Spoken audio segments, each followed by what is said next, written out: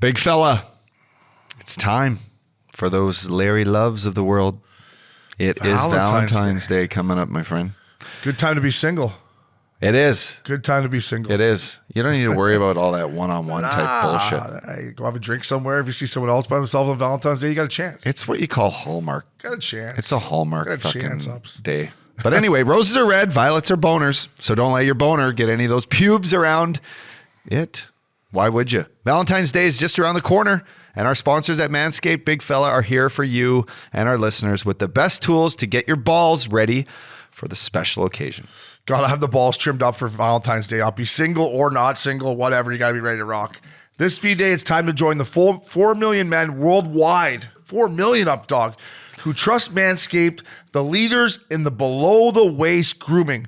With our exclusive offer, go to manscaped.com and use code Curfew for 20% off and free shipping. 4 million guys. Do you think there's 4 million guys out there whose old ladies trust them? I don't know, but 4 million guys with their balls and nuts looking good. The girls are lucky nowadays out there, think right? so. I think so. I think clean balls are very important on Valentine's Day. Why? Because you don't want to come home from dinner after giving her nice flowers and a gift, getting lucky, and, she goes down there and ends up having, stragglers in her teeth. You don't want that. That could ruin a Valentine's Day, couldn't it? Yeah, imagine getting the pube mustache going. You don't want that. And I would say for you married guys, this is probably the one night where you're guaranteed that your wife, no matter how much she doesn't want to sleep with you, she's going to have to. So get the fucking lawnmower humming and get the fucking balls looking good to get ready to rock. Because Uppy, I think if you're married, the old lady's going to, she's not saying no on V-Day. I agree. And why not make like the 13th of, the night before Valentine's Eve, why not make that the National Shave Your Fucking Ballsack Day? Just so you're nice and fresh. Get that toner on. Get that toner going. I mean, Manscaped, they has it all. Products for just about anything for a night like this to make your V-Day date safe. Wow, what a great set of balls you have there. Get 20% off and free shipping with the code Curfew at manscaped.com. That's 20% off with free shipping at manscaped.com and use the code Curfew, baby.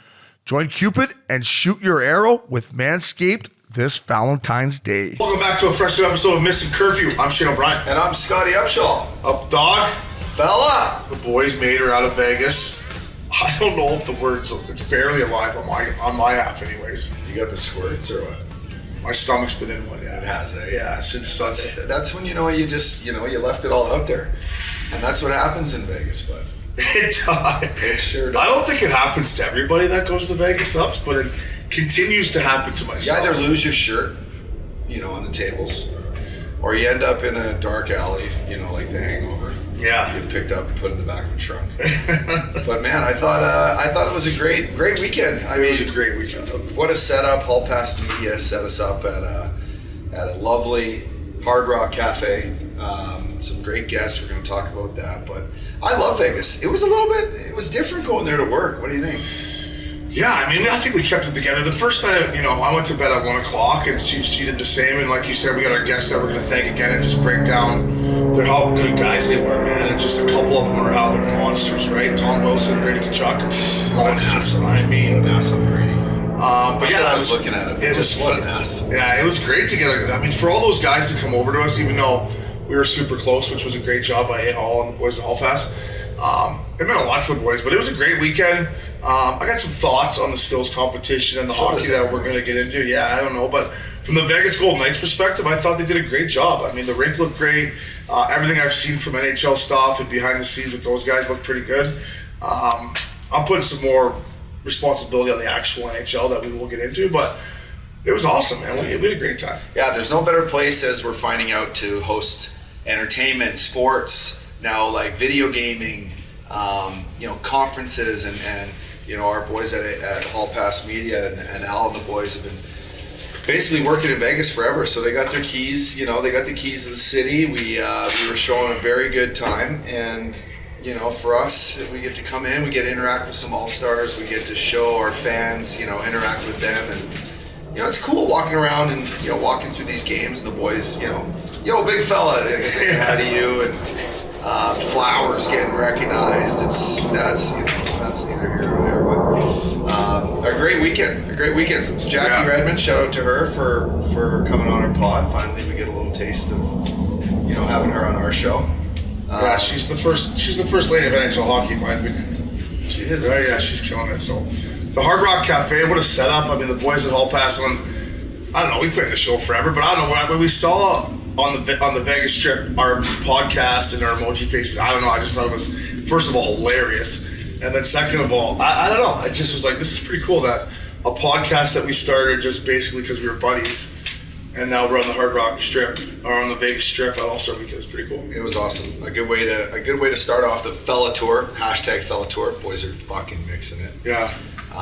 We're excited. We got a great sponsorship, to allow us to do this stuff. Leading the charge is our friends at Draftkings, Scotty, and the boys are. Scotty's, just allowing us to really get out there and create good live content with our fans. Get out there, show what Missin Curfew is all about. And for you and me, buddy, it's like getting on the road again. Yeah, for the National League. I'm gonna get into some road stuff with you here. First of all, the Fan Fest. So we were humming and hawing. It was fucking so far away from where we were staying, right? And my boy Nick, he's like, "Yeah, come on." I'm like, "All right, we'll suck it up." So we jump in the Uber, and even you're like, "Holy fuck, this is far." We got there, and the Fan Fest was pretty sick. We did the hardest shot with the old hockey balls. I missed the net on the first one. I missed the net. It was a tough way to judge, our competition. Yeah, it's not legit, but I still think you probably have a harder shot after seeing you even do that. But the air hockey game. Solid match. Fuck, I woke up in the morning to take a piss in my right shoulder. I was like, what the heck?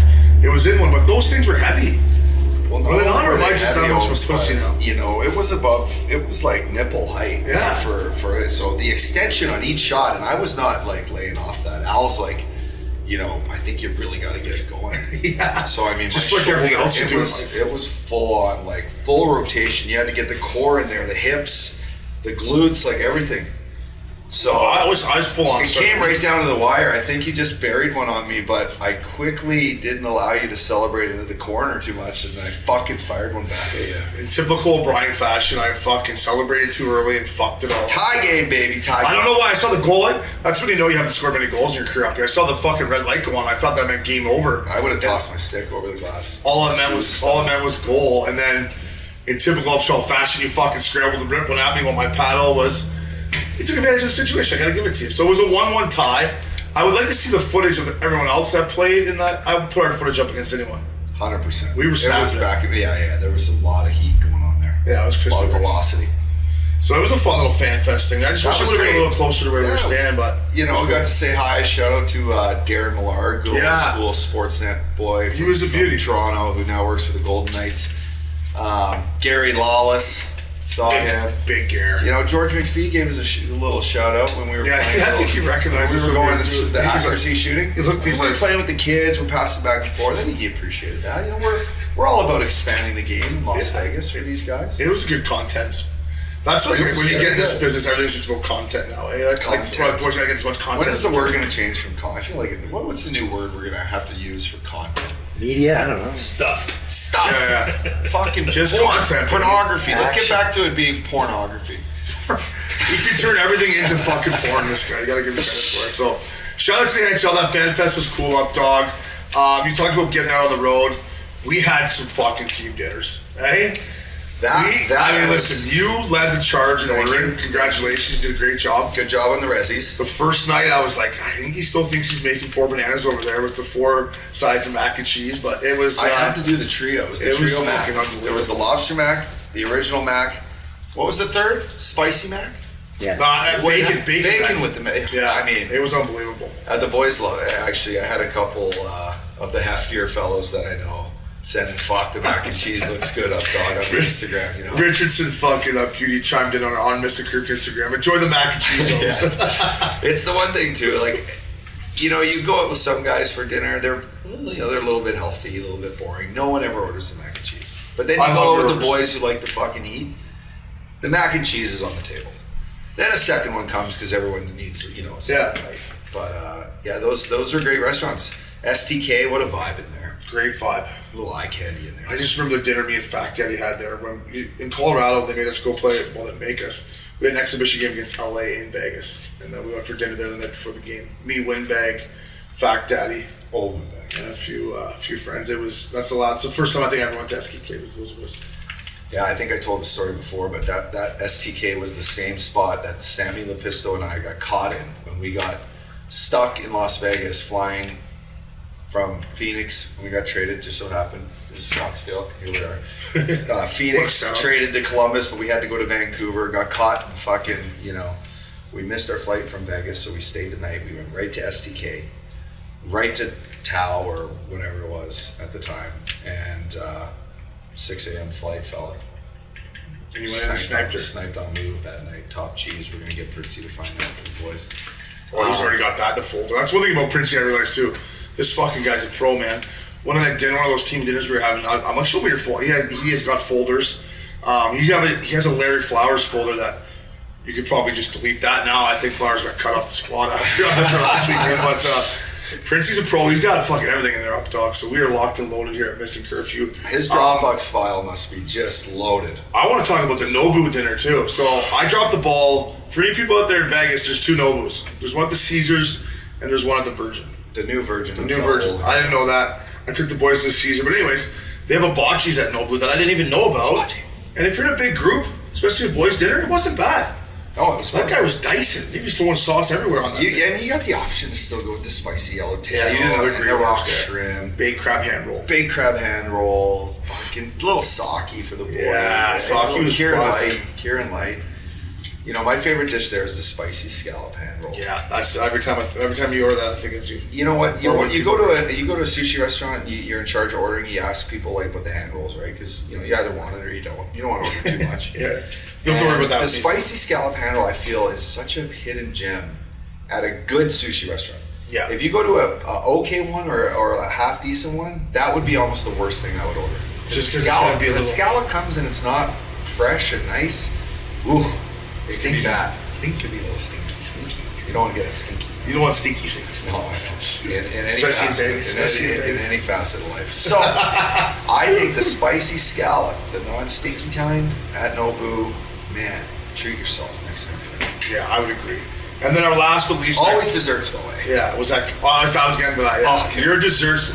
So then we had our last night at Catch, where... I guess I met your boy Sheldon the night before. He's a beauty, by the way. Sheldon, great guy. Yeah, they're great Shout guys. out to Colorado Extreme Minor Hockey. Yeah. They're doing a big thing there this week. Mm-hmm. Shout out to them, but he's a legend as a great guy. Yeah, good Canadian. But your dessert orders were top notch. Beyond top notch. The and I have a sweet tooth, so I was loving it. The best one of the week was the salted cheesecake that we had at Nobu. And I bet you my boy over there, Al Hall, would agree to that one.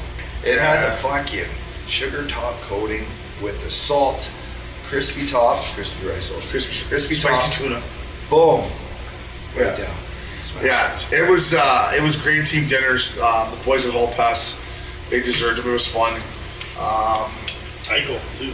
Yeah, Eichel came to dinner with us. Jack Eichel? He's a beauty. We got him coming right now. Our guests, thanks to our guests again, Tom Wilson, what a weapon.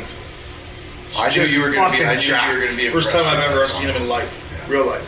Yeah, I skate with him at the BioSteel camps, and when he's like, this is dog days of the season, right? Yeah, you're not like, he shows up to these BioSteel camps, buddy, and he's been working out for 4 months, and he is ripped. He's like Thor. He looked like fucking, I know he's Canadian, but Thor, or I was going to say like, what's it, Mr. America, or what's the guy's name? Captain America. Captain America. He looked like Captain America, like his arms. His shirt was testosterone. I'm like his body. No wonder he fucking plays like he does. Fuck, I'm the guy. Yeah, I was. Even with the busted up nose, still fucking best looking guy. Yeah, I always knew he was a weapon, but I was like, yeah, this guy is a weapon. So thanks to him, he had a good All-Star game. He sniped one for the boys. Sniped one early. Yeah, sniped one early. I lost on that game. And then Brady Kachuk, man. I text Maddie. I'm like, what a monster. And he's just a beast. He's like, Maddie's like, yeah, he's just a beast. He's a freak. He's a freak. That's what we call him. He's just a freak. Beat him up all the time as kids, so he got stronger. Yeah, his hands were just like banana hands. He's got the big Walton, and Maddie's probably got a little of the mom. Yeah. Maddie got all the finesse, but he's still tough. But man, Brady he's a beast. Big old farm boy. Just a good kid too. Right? You came in there, never met us. Listen, never met us. Sat down like I I knew the kid for 5 years. It was pretty impressive. You can tell he grew up in a good family. Yes. Around good people. Exactly. His old man, the whole family. Legend continues, but his old man was a well liked, and honorable NHL Hall of Famer, and just to be around that, learn how to treat people. We talked about the trainers and Frosty, he knows how to treat these people, and that's what young captains in this league of the NHL. This is what these kids are good at. Yeah. They grow up the right way. They are born with leadership. Brady Tkachuk is the right guy to build your team around, and we even said Ottawa was crazy to just hold out on that. They're lucky. And they're lucky they got him. They're lucky they got him. Yeah. And I love how he said it was the quickest turnaround ever when they got to the hotel. Big Walt's like, throw your stuff in the room, let's go down to the casino. So, Brady, thank you. Yeah, Brady. Dylan Larkin. I'm gonna be honest, I didn't know much. Surprise of the week? That's my surprise, and now he's got a fan forever. Totally. First of all, I saw him after dinner at the Cosmo. He's having a good time, as he should be. And then the next day when he came and sat on our pod, when he said, he's like, we all got a little new fetus, and as we should, because they're the fucking best. So I was like, all right, I'm going to cheer for this guy forever. So I got a fan of him. Good hair on the kid. Great hair. Good little side. He had the little side shave going to the little...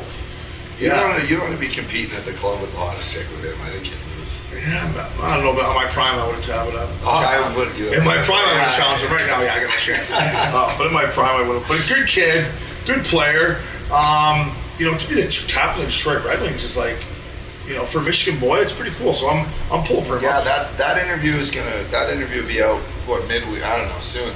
But that's a great one. Yeah, people have been asking for that one. People are gonna like that one. It's his first podcast he's ever done. Yeah, first podcast. Pretty awesome. He's got a fan of me, so thank you to him. Your boy, my boy, Jonathan Huberdeau, Hubie. Talking about nice hair, the hair coming in, the French accent, right off the private bird. He scored nationally. Yeah. And then he tipped his hand to us about the skills that he had to do. He's like, I went first, I had no fucking idea what I was doing. Oh, I did bad. I did bad. I did bad. But you can see how happy you are for him. I love the kid. I've watched him grow up now. I see, I watch his Instagram and follow the way he treats his family. I follow the way he is with, kids, and he's really used his reach to help Florida minor hockey and kids around Fort Lauderdale. It's great. They got a good kid there, and they're gonna have a tough time keeping him there, I think. Yeah. He's going to be demanding a 10-figure deal that's going to be, get ready to pay the kid, Mr. Vinny Viola, because he's your best player. He's there every night. He can go out in Vegas and show up. And he didn't give me as much as I need. I think I had him to get MVP too, but he's a good kid, man. Yeah, it was great. There was a clip on NHL or whatever. Him and Wilson sit on the bench, and Wilson's like to Hubie, he's like, you got a good life, huh? I see your Instagram. Jack Hughes. He's like big house, pool, hot tub. He's like, you got a nice life. You got a nice life. Jack Hughes saying to him, I thought it was Tom Wilson, but maybe we saw different ones. Yeah. But yeah, it was pretty cool. Just seeing him break it down the bench that. He's like, it's like life, pool, hot tub. And then Gibby and Freddie, John Gibson. After seeing that clip of you running him, he's like, what were you doing? You didn't have your stick. Oh, I knew I didn't have my stick. I was going to make a play is what I was doing. Yeah. Yeah, dropped my stick, coming in, left it basically on the blue line, and I was like, fuck it, I'm the first guy in, hopes I gotta go, He's like, I gotta get a piece of something. But to him, he knew I was coming, and he came, how the goalies, they shoot and they get a little lazy, eh? Yeah. When you shoot it, I'm coming, move out of the way. Where am I gonna go, straight into the wall? You can't put your head there. Yeah, I loved it. You gotta get there, get a piece of something. I was just like, fuck, we're lucky Gibby's coming on. Yeah, I told him, it was only Cam Fowler, C4, that came and grabbed me after, so I can handle that. But I'm like, whoa, come on, Gibby, get up. Are you alright? Okay. You're like, Cam, how's the NBA Jam machine doing in the back room? Still got it back there? Remember we used to play that every summer? You're heating up. Cam Fowler I was renting that pad off him for a while. A lot of good things happened. It was a great I threw a couple after parties in there when I first got those Daft Punk bears. Yeah. Those fucking bears. That was a great house for aftershave. They seen a lot of action. No noise complaints there. No cops ever showed up. You know why you would have liked it too? The curtains made it dark as you could be. Midday, if you got home from a late night in Hollywood, you could shutter in that living room. You could just darken those shades, but that's what I needed. And then Freddie Anderson, big beauty, wore a Summit shirt. I knew you like that. Freddie's the man. Just calm, cool, collective, eh? On and off the ice. Yeah. Just. And showed up the next day.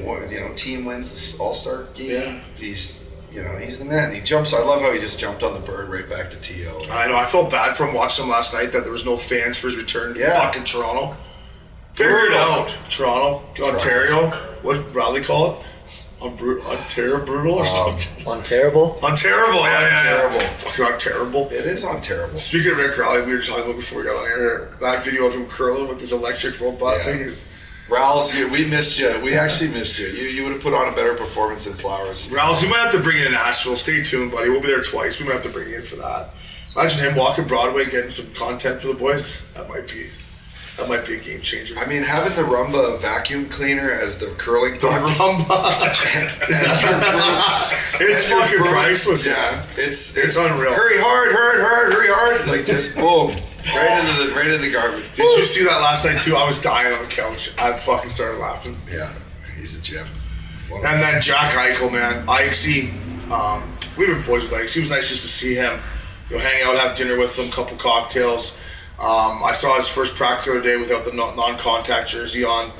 He's fired up. Look out at NHL. Look out at NHL. He's fired up. I haven't seen him this happy in a while, man. He's such a good kid, man. I'm pulling for him. Yeah, I love him. I think you mentioned it to me yesterday, maybe, but you were like, "Man, when you just said like, look behind you. This is where you're living now for the next while." Yeah, that's your team. You're like, look at this. He's like, he literally physically, he's like, yeah, fuck, it's pretty nice stuff. He's like, let's look around. This is where you are now. You're not in Buffalo. Now this is your house that you get to build. Like, be the guy that brings the Stanley Cup. You know what I mean? Yeah. Think about that. Wasn't it Loops that got in trouble for tweeting something about Buffalo? Oh, he'd always get shit. Yeah. He'd take pictures of like even in like the hotel, whatever. Hotel like sick hotel room here in Buff or something. A picture of like the view out of his window in like February in Buffalo. Yeah. You know what I said to Ikes too? After dinner that night, or at dinner at Nobu, I was like, dude, I'm like, the NHL has forgotten how good you are. Yeah. Like, not that you need more motivation than what you've got, but they have forgotten how good you are. So he's like, I know I'm fired up. So he looks good. He looks jacked. Part about looking good is like carrying yourself to smile and like being confident. He's got full swag now. You know he's confident in his neck and the procedure, and that procedure should very well be called the Jack Eichel procedure. I think Matt Go said it might very well be called. It should be, and it's definitely something he put his balls on the line for this, and Vegas Golden Knights. Shout out to the team and Bill Foley for investing in him and allowing him the right to get what surgery it's his body. 100%. He's not going to do something to his body that he doesn't want to, not be able to walk or not play hockey. And hockey is his life. Yeah. And his body is his life. He's got this body that no one else does. Like I don't know how an owner or GM who has the right to tell some kid what he's going to do to his body? That to me is mind-boggling. So for one, Jack Eichel is in a good place. Two, he's got no practice. He's got no red shirt on. He's got the contact jersey off. He's got the contact jersey off. He's ready to go. It's just how do they squeeze him in the line? That's a magical question. Kermit and McPhee are losing sleep over that every night right now. Hey, McPhee, you did a good job drafting the boys. Now, how do you get Jack Eichel in the line? You're fucking trade two guys right now for fucking 6 rounders, what you do. And then last but not least, the first woman of Missin Curfew / the first woman of the NHL, Jackie Redmond, comes over, 6 shades on. Pink jacket. Totally stole the outfit of the day. Tells us that she got it all on Amazon for $47 or something. And then I saw her and her husband had a fellow shirt on at the airport. They were flying back to Canada. So even the husband's coming in on the pod, which is nice. I'm sure he's been on the pod. I mean, he's wearing the fellow shirt, red fellow shirt. So Jackie, we love her. She's just good energy ups. She's smart. She runs a good show. I mean, we had a lucky, chat about it, but she just, without her NHL Network, who's running the ship? I don't know. She commands those. She should be. She's got all afternoons, pre-game shows. Having her in Vegas, she's a great face for the game. She's a great person for the game. And Missin Curfew, man, we love Jackie. Yeah, we love her. You want to we might as well tell the NHL Network story. Oh my God. So we're running a little late. Well, we get there, and the girl at the T-Mobile. So we're supposed to go on our NHL TV segment with Jackie, Rupper, and Michael Johnson. Is his name Michael Johnson? Mike Johnson. And we get to the T-Mobile Center, and we get the security, and the girl goes, you don't have the right passes. Which I still think she was wrong. But neither here nor there. She's trying to do her job. We needed an escort. Now we're fucking in one. Now we're like 6 minutes, whatever, we're supposed to be on the air. So, whatever, we get in. And then we get there, and the up dog goes the one way, and Eichel goes the other way, and I'm like, uh-oh, which way should I go now? Like, the two guys that can't stand still for more than 3 seconds are fucking gonzo. I went and I'm like, concert festival style. He went from Coachella backstage, there's Kygo, I'm gone. I'm like, oh god. So I go, I guess I gotta go with Uppy because we're all partners and we're gonna be on together, and Eichel is gonna be fine, and Maxie went with Uppy. Whatever, here we go. So we bump into Authority downstairs, give him a hug. Then we bump into a couple Missin Curfew fans, do a couple pictures. And then Uppy, you can take it from there, because then it's just on. Then I'm like, basically, we got to get up to section 118. I know this. No, it's like 318, I know it's right above 118, so if we get to 118, we're good. But we were at the nosebleeds, like the top. We couldn't go any higher where we were heading, right? Yeah. We were 318. No, we were on the mid-level. Sweet level. It was pretty high up there. No, because when we got out of there, we walked to our suite. Like when we got, so that was on suite level. So basically, I knew. Al said when we walked in, he's like, "Okay, this studio," and I knew it would look at the ring. So I knew, like, basically, we got to get to 118. We'll see the thing. It's right above section 118. So you take, the first elevator up, and I'm like, "Okay, let's find 118. Here we go." Boom. Now I'm in festival walking mode. You're the fastest walker on the planet. Yeah, Christina tells me that all the time too. But anyway, we're just humming. It's just good to get the body loose and moving, and just So anyway, we get to 118. We look up, and I'm like, okay, it's right there. And then I'm like, I asked the bellman guy. I'm like, how do I get there? He's like, I couldn't really tell you. And no one knows. So I look, and I'm like, okay, there's a railing there that's, it's chair high. It's fucking 3 feet high, and I'm like, fuck it. This is the way we got to go. Obi, our show, I can see them. They're looking at us like, we got to get up there. Our hit is right now. So I'm like, follow me. I got this. He's like, what? I'm like, God, we got this. So I jump over. I'm not thrilled at this moment. And then you're like, I'm beyond not thrilled at this moment. So basically, I didn't want to do the show without you. So I got to bring you. Hindsight, looking back, I should just said, go do it by yourself. And then I would have just come on late and been like, it's not the first time I've been late for a game. That's what I should have done. And I should have left my shades on, but keep going. Yeah, so then we won't happen over there, but they as soon as we get over, the earpiece. Yeah, this is where I knew I was really in one. So we jump over the railing, get up there. The ear pierces were right in our ear. The ear pierces, they go, 10, get on there, you're on there. So we jump up, we get on the thing. We don't have enough chairs, remember? We don't have enough chairs. Yes. Move one chair, move the other chair, sit down, 3, 2, boom, the house lights hits. And my fat ass, I'm like, I'm a sweater. And it's on. And I mean, right after a game when you have a hot shower and you're running out to get to the bar, and you just I don't know, this probably even happens to you. Have you ever had a hot shower after the game where the shower doesn't take because you're hurrying to get to the club, or did that even happen? Well, no, but we're in an ice rink, so there's no hot shower. No, after a hockey game, you shower. Yeah, and then you're hot for a while. Then you ever get the sweats after that? No, probably not. You're not really a sweater. No, I definitely do if I don't get a chance to cool down, but I felt that's what I'm talking about. You were just hot getting there. Yeah. Well, we walked from the hotel to T-Mobile and world record pace and upshaw pace. I think we set the guy from Ethiopia might have beat us, but we were going pretty good. Well, I thought we got there, then Eichel went left to get more tickets and said, you take this to Max and Printzy, you go here, and you go over here, and you guys go here, and I'm like, okay, so time out. So Obi, let's just all just fucking chill. I'll tell you this. And maybe get on an elevator with some air conditioning and take it up slowly and come out slowly is what I'm thinking. So I'll tell you this. But it doesn't work that way. So then we get on. TV works. It is now there, over there, over there. Like when I do a trade center day, it is like, Gino Reda, move over. Boom, okay. McLennan, okay. You think Charles Barkley's running up the fucking stairs to get to the TNT set? Well, no, we're not Charles Barkley. Well, I'm not saying. But yeah, they put the. I've done enough TV 2-ups to know how it works. They put the thing in the ear. They put the thing in the ear, and I can't hear Jackie. I couldn't hear it. So now I'm leaking. Now I can't hear Jackie, and she's like, and I'm like, I got no idea. And I'm looking at this guy over here like, do you got a towel? So I got my microphone. I'm like, I need a towel. And I'm full on, man. It is just full on. And I'm like, I'm on TV. People are just going to be like, look at this fat fuck sweating on TV. How much booze is in his body? And that's all I'm thinking about. So now I'm not even concentrating. You weren't even drunk, though, too. I'm not even, no, I wish I would have been. Now I'm not even concentrating on the question. So then I got snapped out of it. I'm like, all right, you're on TV, you're fired. So then I tried to make a joke out of it, and I think the joke was great. I think we saw it. I haven't seen that. I don't know. I don't want to see it. I don't want to see it. I thought it was absolutely great because when we left, we had guys saying, you guys take over that whole panel should be yours, right? So anyway, yeah. I just I enjoyed the fact that we did get to laugh about it. Yeah, we'll always laugh about it. That's what. No matter what we ever say or do to each other, we'll always laugh about it. So in all honesty, I had no idea that your body temperature was up so high. So when I got there, I was like, Obi, it shouldn't be a big deal. We're actually here now, and fuck it, which is like a podcast. Let's get out there and just chat. Just try not to swear because it's live. But I was like.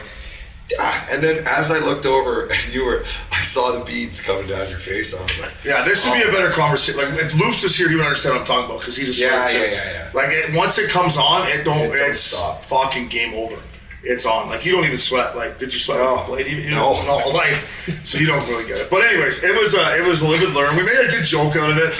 I think Shenner, we gotta say, Shenner texted me not 5 minutes after we were walking to the suite, the Draftkings suite. Shout out to them, thank you. Yeah.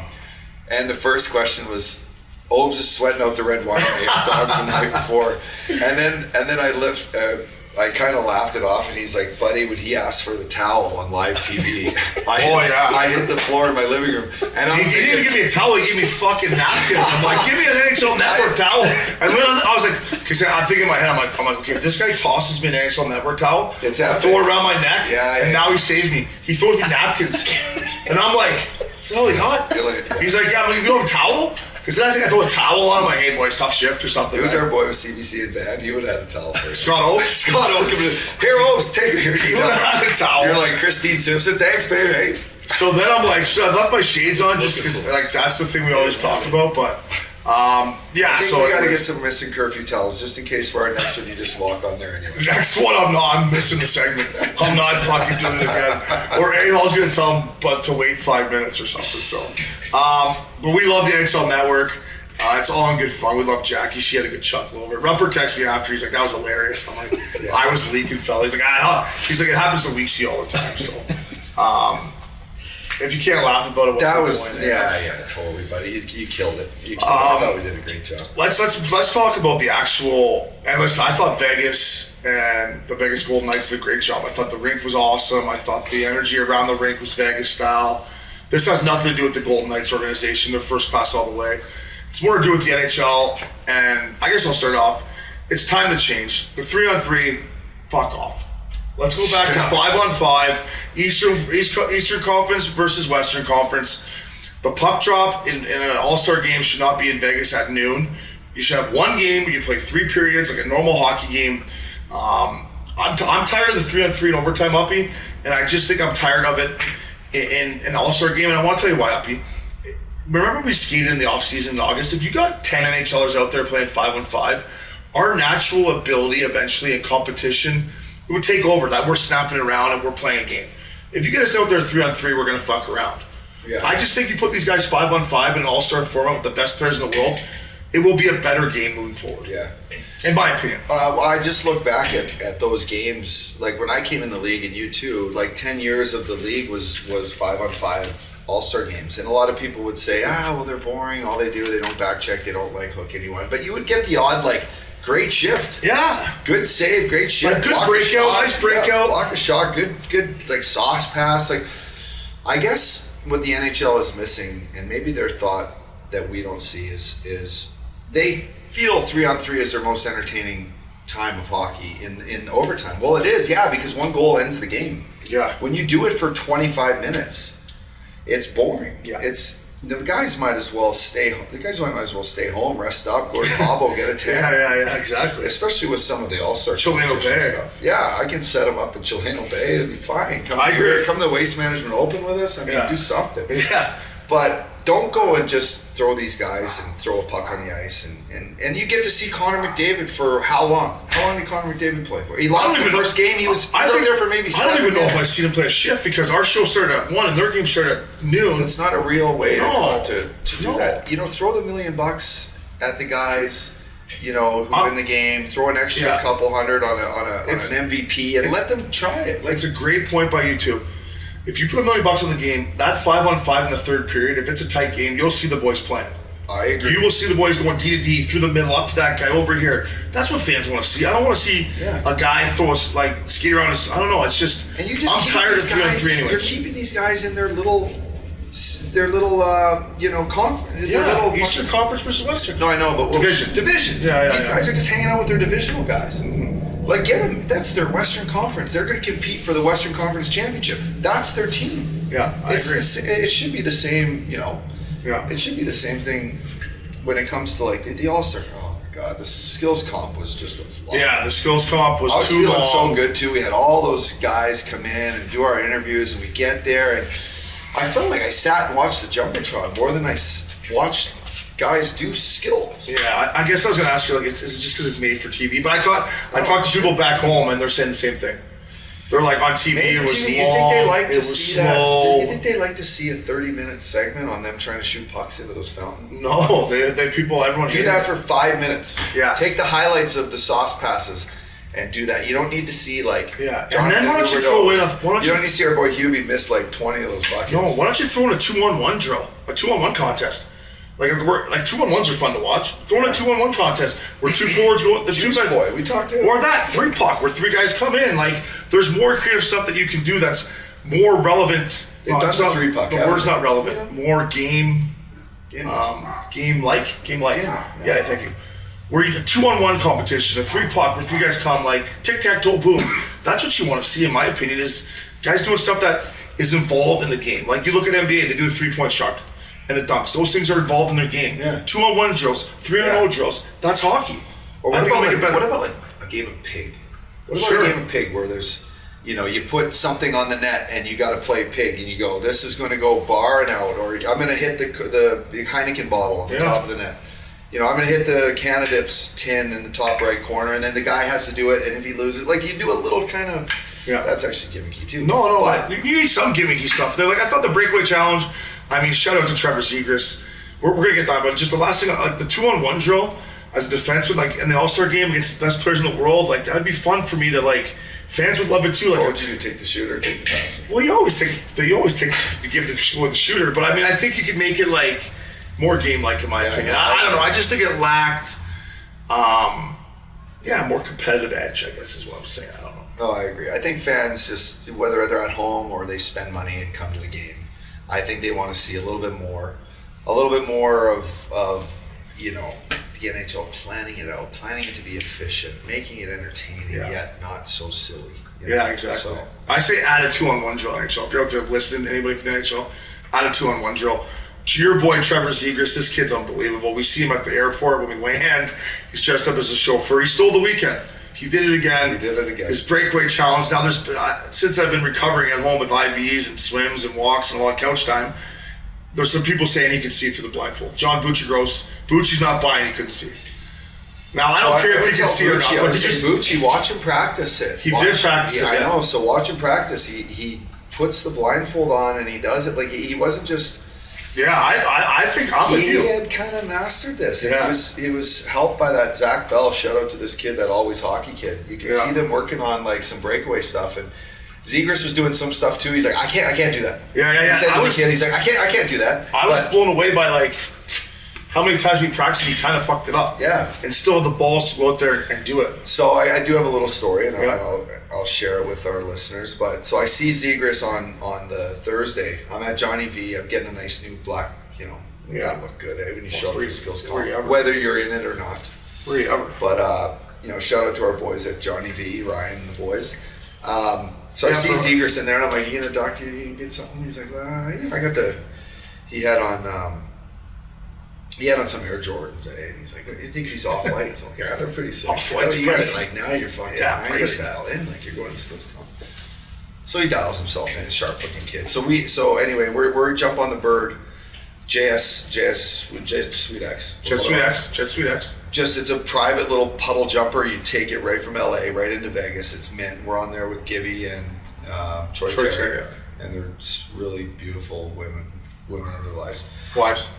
And so Zegras, I text him, I'm like, where you at? I got your boys on my flight. He's like, you're gonna see me sooner than later. That was hilarious. And so we come out of the airport, we're getting in our Uber, and there's Zegras. He's a full bellman, hilarious. Chauffeur. He's putting the bags in, and it was fucking great. That was funny. He could not put the bags in. No, it's not my easy. You're screwing that all up. You got to move that one that way. You never spent any time in the minors. Yeah, you haven't rode the bus, Put the bags on the bus. Yeah, exactly. So I see him that night before dinner. We go to STK, right? And as I walk through, I pick up Mac Ellen Flowers. They're having dinner at. They were having drinks at Catch. And Paperson had some families there. He had Jack Hughes and his family, and he had Zegras there. So I stop in and we have a laugh. We're having a drink. And Jack Hughes tells me a story how he's going to bring Frosty's kid, shout out to our boy Frosty, and his kid Brecken. That was awesome. He's got a little trick up his sleeve that he's going to bring Brecken out for the shootout. So I think it's like, obviously I know he's going to be a little Jack Hughes, but neither here nor there. It was epic to see this kid that I saw as a baby when Frosty first had him, and I saw him grow up in our dressing room in Florida, come out and conquer the skills comp. Like, I thought he did an incredible job. Jack Hughes killed it too for him. And so Zegras was like, I'm nervous. I don't know what I'm going to do. Like, I practiced all day today. I don't know what to do. And I was, in all seriousness, and I told you this, you're like, is that true? I'm like, yeah. I was like, fuck it, kid. Just put a blindfold on and just go in and do something sick and score. He's like, he looks at me, he's like, how did you guess that? This is what I'm doing. And I'm like, you're what? He's like, I'm putting a blindfold on. I'm just going to go in on a breakaway. And I'm like, did he tell you it was going to be average Joe's? No, he didn't say anything about it. So he didn't break that down to me. He was probably worried you tweeted out or something. Yeah, well, I wouldn't tweet it. These guys. I drank you when I tweeted it. I don't drink and tweet. You don't say. Don't drink that. Don't drink and tweet out there. Don't drink and tweet. I used to do that. Get you in a lot of trouble. Drinking, I can. You're right. Good advice. That's good advice. Drinking and DMing, that's a different story. That can lead to success. That would actually get you way more trouble. That can lead to success too. So, when he pulled Obi, I was like, when he pulled off, we watched it from our suite, and the lights were off. He had the dodgeballs getting thrown at him, and he went in there and just highlight of the night, in my opinion, highlight of the All-Star game. Yeah, he stole the show. Stole the show. Jack Hughes was great too. Jack Hughes is game. Shout out Those to two Frosty, kids are so good for the league. Yeah. Just every time I see Frosty, like, we were at STK waiting for you in Flowers, and you guys went over to catch the set of some people, and there was Frosty, and I missed his text. I'm like, is this a coincidence I'm bumping into? He's like, no, I came here to see you with the hot dog. Hair looking perfect, just like a National Leaguer. Felt like I just saw him like the day before. That's when you know you had a good friendship. And I was only with Frosty for 1 year, but he's a great kid. He has a beautiful family there, wife, daughter, son. So Frosty, we love you here. We'd love for you to come on the pod, but he's old school. He ain't coming on. That's okay. He ain't coming on. We're getting all his buddies to come on, so it's awesome. Zegras, congratulations. Jack Hughes, those boys, keep her going. A guy who didn't keep her going. Can we talk about the Pietrangelo goal? Wait, you want to talk about it? It was so fucking bad. Yeah, it was awful. Well, and that won the shootout contest. What? I know it's in a hometown. It's Joe. And Petro. So I was told that you can blame John Ham for that, because John Ham gave him a 19. Stone wanted to, or they wanted Stone to do it, and he said absolutely not.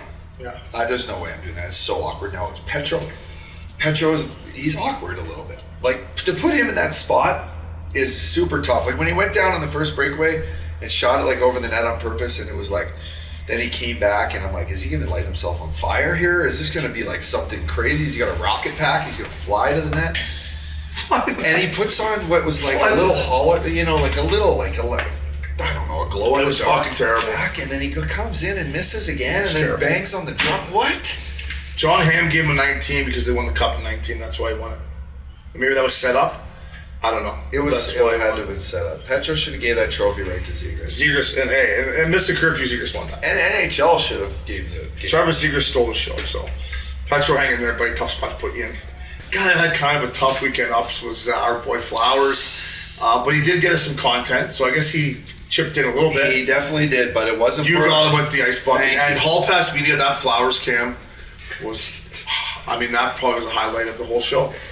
It took a little convincing, but I was like, I'm not letting this guy get away with missing he missed the All-Star Skills competition because he went to have a nap from 4 to 9 p.m. Like, I don't even know who does that. Then he comes late to the meetings. He wanted to sit on our pod. He wanted to sponsor the pod for the weekend, and I love Flowers. And Larry Flowers Jewelry, we pump him up all the time. Okay, you want your name on the pamphlet for this? You want to come do an interview or two? Love to. But he shows up fucking 45 minutes late. We don't do that. And then he sleeps during our live broadcast that we asked him to come on. He's sleeping on a couch. He didn't say 5 words. And he's sleeping now, so I'm like, oops, I gotta let him. Yeah, walk us through the actual ice bucket challenge. Well, it was on live TV. Where'd you get basically was like, what should we do to Flowers? My brother, who had the best idea, Brento, said, get Printzy 200 and have him go teabag Flowers. I'm like, that is actually an awesome idea. But Flowers might. That would have been tough. No offense, Printzy. Yeah, live TV. I think that would have been epic. It would have been tough to come by. Especially if you haven't been using your Manscaped devices. Right? Just fucking. So, okay, so we slowly passed. You got him great with the ice ball. I've watched it a few times now. I missed it live because I was talking to Eichel trying to keep the live show going. I didn't know we've cut to the Flowers camp. And I've watched it a few times. You tiptoed up nice and light. And you fucking teased him with them, and then booyah. Yeah, it was. You don't want to do it epic. too much at the beginning because you want. Because you scared him a bit. You don't know where in his dream or nightmare he is. Maybe he's thinking he's got like some titties. He said he was dreaming about a girl that he was with at the Yeah, so he's got some titties in his face, and he's like, "Oh, this is so good." And then all of a sudden he's like, "Oh, is it all kind of hammer?" And then you just hammer. He thought so I talked to him after. He thought, I'm like, "What'd you think?" At first, he's like, "I thought someone was pissing on me," because you dribbled it on him. He's like, "I thought someone was pissing on me." And then fucking boo, you did it perfect. I got him good, old. Yeah, so that was good. That was good content. I knew we had more fella t-shirts to give him too. Yeah. Like I knew I wasn't hanging him out to dry. No, it was great. He needed the wake up. In fact, I think he looked more refreshed after. that was the best thing he ever could use. He should thank me, to be honest. Yeah, I think he should. Thank him. I think he probably is thanking you deep down. But it was all good. It was all in good fun. And I was getting. You talk about the fans. I wanted to mention this. Anytime we do these live shows, and thanks again to Hall Pass, the way they made our setup look so sick. But to our fans out there, I know you guys talk to us on our Twitter and stuff like that. I don't really check it a whole lot in my Instagram. That's their time, Uppy, right? Like to come on and you can really interact with us. And the fans that we did have, thank you so much because it makes those things so much more enjoyable. Like, what was the one guy's name that was Griffin Owen? Mm-hmm. I mean, absolute beauty. Yeah, well, he's a full-on, Yeah, like some of the stuff he's saying, maybe clean her up a bit, but write-ups, I don't know if you feel the same way, but I think those are times as fans. I know we got some stuff coming up in Nashville that we'll probably do something, or anytime we go live, just chime in. It was great. Yeah, we can, we definitely, and we can do, I think Obi, you and I can probably do some live look-ins on our Instagram, which for sure for us today. We can do that while we film a pod here and there, get some feedback on some guy, just whatever we're talking about. But you're right, it is a way to interact. And we got a great, the setup is great. Max literally dials in, so you guys are catching everything we see. We're talking about things. It's super fast, and the system works. And hell, you might get to see Printzy teabag somebody. You never know. Uppy's open the door, and the people I knew when I was being soft as our fans that were on our live stream were like, "Quit being a pussy, Opes. Let Uppy get him." And then you're like, Uppy, you're like, "Opes, she's sleeping in Vegas on a Saturday." I'm like, "Yeah, you're right. Go get him." I know. I knew what I was doing. Yeah, it was great. So to all our listeners, Eichel, Hall Pass Media, Maxi Binger, Printzy Tucker, thank you. Hard Rock Cafe, thank you. We just wanted to wrap and recap our Vegas All-Star weekend. Yeah. So before we bring Printzy on, some news and notes. Extensions for a couple of veteran guys that bring in the Brinks truck, baby. Back it up. The big rig. Patty Maroon and Robbie Bobble Bertuzzo, both 2-year extensions. Veteran, glue guys. Love seeing Suppy. Totally. I got the little heads up this morning. Hey, Bob text me. Yeah, when you beat out all the insiders. Yeah. I love He's like, I got something for you, fella. Yeah, that's great. Bobo's back 2 years. Yeah. I'm like, all right, done. I was literally in bed at 5:45 going, I got to get up now, have a shower, and get this on the open market. You beat out the boys. I love that. Great signing for St. Louis. I think Bertuzzo is at the point in his career where he loves the city. He loves winning hockey. His boys are there for a while. He loves Schenner. He loves playing with Fat Daddy. He's got a good decor there. Pareko's there for a while. Falk, Torrey Krug. I mean, he fits right in for a guy that plays hard on both sides of the rink. He's still got offensive upside. He still puts the puck in the net when he gets those chances, and he's not scared to block a shot, take a hit, fight. He does it all. So he's a great signing for him. Do I think, and you talked about this, do I think he could have got more in the open market this stage of his career? Stanley Cup champ. Yeah, I mean, but Doug Armstrong, man, he's. I think Army knew. I would say Army knew. I watch a lot of hockey, and the thing with Bobo's game is, he could get hurt at any moment, right? The way he blocks pucks and stuff. So maybe he wanted security, but there's a lot of teams out there dying for a big right-hand defenseman with the Stanley Cup that blocks shots. So I said to him at dinner in Newport, I said, dude, I think this is your summer to, you could really get, But hey, there's something to be said. He loves St. Louis. I'm happy for him. What the fuck do I know? Who knows, right? Oh, yeah, you're right. So congratulations to those boys. Happy birthday to the Fat Daddy. How old is Fat Daddy? I would say factor 32? 31, 32 maybe. What a beauty. So God. they were down in Mexico over the All-Star To break. have that hardware and be 31. Bozak and Perron, couples trip. They look like they're having a good time. Where was he? He was riding this thing like... Was he in Cabo? No, he was Mike Koba? Mike. Maybe it's not Mexico. I'm actually not sure. I don't know, but I didn't see his Instagram. he was having a good time. So, and then last but not least, last night I was watching Canada versus USA, and shout out to these girls. Printzy's been saying this for a long time now. You know just how great they are, how hard they played, and Canada made a great game. Al was watching it too. When I turned it on, Big win for Canada. When I turned it on, you're like, man, the U.S. girls are working them. They were working them in the second. And then so I'm in bed, and my girl hates watching hockey, so I'm like, come on, and she's like, girls play hockey, I'm like, what? Are you like what? when you're with a girl who has no idea about hockey, you kind of gotta take your time and explain things to her. I'm like, look, watch these girls pass the puck. Yeah. Watch them skate. They are legit. Like I'm putting Izzy in hockey. Yeah. I'm like, this is. These girls are legit, and they're trying harder than most guys. They actually might be playing better hockey than the men's. I mean, they were rubbing out. There were some good little rub-outs. The Canada girl shot the puck late after the whistle. It was awesome. Came to the bench, and the girl, the American girl grabbed her, cross-check, and I'm like, all right, this is what it's like playing for your country. Yeah, there was more hits in some of the NHL games I've watched this year. Yeah, I'm not even joking. That's a God-honest truth. Totally. So congrats to them. Yeah, they got Sweden in the quarterfinals, so Canadian girls keep on going. Obviously, I think it's going to be Canada-US again. Yeah. I was impressed with how many little plays the Canadians made. Little reverses, little winger to the center, up to the winger. I was like, man, you don't even see the NHL. They just shoot it off the glass and skate as fast as they can. So, congrats to them. Dog, thanks for everything over the weekend in Vegas, buddy. You killed it as usual. We got our boy, long time coming, Mark Prince, coming at you next. Wow, Dog. We have attention, please. Some breaking news. To you people up in Canada, can we get your attention? Attention, please. The homeland, GoodLife Dog. Our friends at GoodLife, Shane O'Brien. It's happening finally, with a special announcement to you Canadians up there north of the border. International shipping. We can now order online at goodlifeclothing.com. Mr. O'Brien sitting next to me here with that nice vestie on. I got the black tarp. We can finally order up to Canada. No longer do I have to ship my brother's stuff up to his door. Yeah. I'm telling you, Canada, this is huge for you guys. I've had some people throughout our time with GoodLife, and thanks to GoodLife Uppy, they're one of our best sponsors, and they had us at their store, and it's all I wear is their shit. Their t-shirts, their joggers, their Henleys. You had the Henley on when you were doing your little thing for TaylorMade the other day. Boys, girls, up there, take advantage of this. Our promo code's Curfew. Their shit's good. There's no logos on it. You just wear it. It's comfortable for you big boys up there, double XL like myself. It fits nice. It's comfy. You can wear it out. This is big news for Canada. Take advantage of it, Dog. Take advantage of it. It sure is. And you know what? Let's go with the special promo code this week. Let's get the ball rolling. Let's go with Curfew Canada, baby. CC. Curfew CC. Canada. We're going to do the special thing for all you folks up there. We're going to try to get you a little extra off your first order. Why not?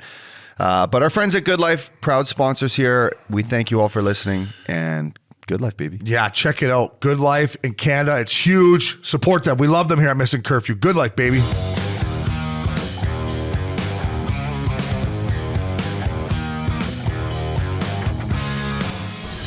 Printzy fella. Special Canadian edition coming at you. I'm a real human being. Like, can you guys believe that? You do sit on our podcast every day. Yeah, but you guys told me you thought you were getting catfish when I first came. But I thought you were just because we have before while we've been chasing chicks. Yeah, Calgary. We never from Calgary too. We look at you know who you are. We're trying to study this Missin Curfew clips, and I'm like, this is maybe one of these chicks that just likes us a lot. And we've been here before, haven't you? Yeah. All of a sudden the videos start coming, and they get it. They get it in your front door. Next thing you know, they don't look anything like this. Or they don't even show up, right? You're like, weren't you supposed to be here a half hour ago? She's not coming. She's not coming. So no, let's take this opportunity, and I think this is a great moment because we're on the road, Fella Tour 2022. Continues. To really share the story on Mr. Mark Prince here. Yeah, I've been getting a lot more traction now that I've appeared on the show. I think even Obes made that comment that there was a lot of people asking for me in the comments on the stream, and lots of running into fans over the weekend, and still I get asked so many times, like, how the fuck did you end up on Missin Curfew? Like, you're from Calgary, you're not even close. Like, could they not have found somebody in California? You're up in Calgary. And so I wanted to be like, okay, just refer to the podcast, because I know you guys are good at telling stories. I'm getting tired of telling this one. So Yeah, well, I remember how I down went. here. So me and Up were like, you do Mr. Curfew clips? No, you? No. Reach out to him. And I'm like, get him on the pod.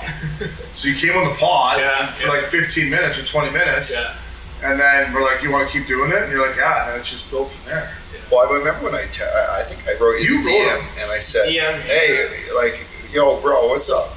I bet you we laughed about it. We look at it now and be like, what's up? I'm like, where are you from, bro? You're like, Airdrie. I'm like, Airdrie.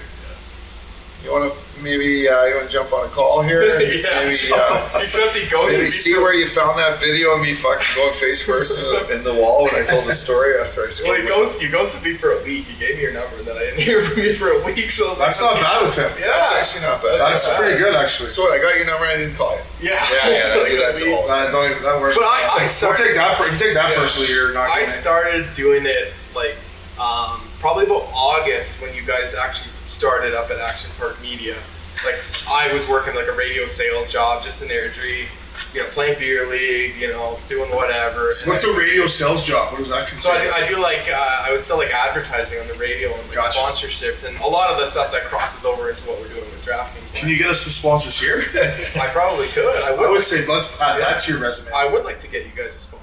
Well, so would we. So would we. CFO, you get back down there, you're bored. Get on the fucking Chief Financial Officer. Money on the board, I'll get one. we'll give you a cut. But yeah, I was working there and COVID hit, and salespeople in Alberta, they didn't survive COVID. They just immediately got cut. Yeah. So I got cut. My wife was at home on her maternity leave with my first son, Rhett, and we'll get into a little bit why his name is Rhett. But so I had to go back home and basically figure out what the fuck is going on. Like, are we going back to work, this and that? And the government took care of you money-wise. And my wife had ended up going back to work because that was a way for us to make money. Like, okay, I gotta go back to work. So I was at home with my 8-month-old son, all by myself.